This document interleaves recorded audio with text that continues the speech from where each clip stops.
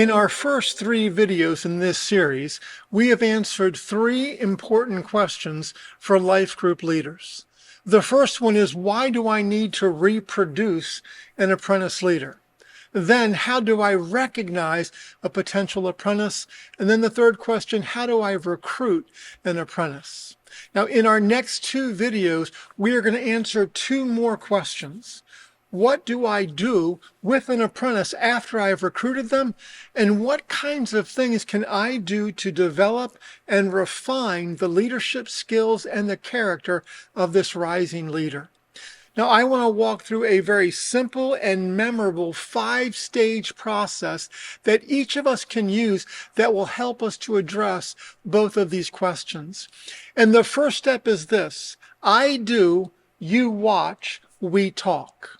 See, this stage begins with the apprentice observing what you do as the group leader, the way you lead the group discussion and the prayer time, the way you demonstrate authenticity, how often, and the ways in which you interact with group members outside of meetings.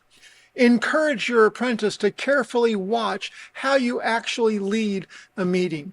Explain to them why each part of the meeting is important, why the icebreaker matters, why the interactive discussion is important, why prayer matters. It's imperative that you model a prayerful heart, authenticity, asking good questions, active listening skills, because your apprentice will imitate you. Now, this stage always ends with a debriefing. Involve your apprentice in evaluating your leadership and the meeting after it's done. What worked well? What didn't?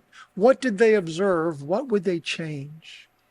Now, the second stage is I do, you help, we talk. You see, simply observing is not enough to get your apprentice ready for leadership. In order to build their confidence and competence, they will need practice leading a group. They'll need opportunities to actually use what they are learning through observation. And the best way to prepare them is to actively involve them in the leadership of your group. Now, start small. Ask them to lead the icebreaker or maybe the prayer time. Have them plan a social event or perhaps lead part of the discussion during a meeting. As they show they're ready, invite them to an increased role. As the leader, be intentional in thinking through what you will have your apprentice do each meeting. Get input from your coach if that would be helpful. Now, this second stage should also end with a one-on-one debrief between you and your apprentice. And as they take on more responsibility, give them feedback on how they're doing and make sure you give them more affirmation than critique. Just as important, continue to invite them to give you feedback. Ask them how you did in leading the meeting, what went well, and how you could have done it better. Now, the third stage is you do, I help, we talk. You see, at some point, it will be time to shift the majority of the group's leadership responsibilities to the apprentice. Start with a single meeting in which you, as the leader, offer to lead smaller aspects of the meeting while the apprentice leads the majority of the meeting. And then expand from there, allowing the apprentice to lead more and more often while you take the back seat. See, this puts mission and outreach in front of the group. Be supportive and affirming of your apprentice's efforts in front of the group, verbally and otherwise. Now, again, make sure you spend some time debriefing afterwards. As you observe the apprentice leading, identify what skills they need to develop and then help them work on those skills. And your coach can be a resource for you there if that would be helpful. Stage 4, you do, I watch, we talk. You see, this is when the apprentice feels ready and confident to take responsibility for the leadership role they have been apprenticing for. Continue teaching and modeling shepherding skills. Affirm the work that you see God doing in and through them.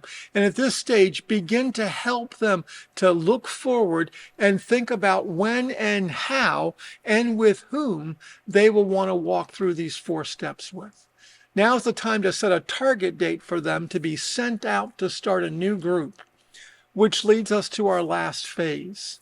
You do, someone else watches. So friends, this last step is vital and too often overlooked. This reminds us that this process must be repeated again and again. We are not going to settle for stopping at one generation reproduction.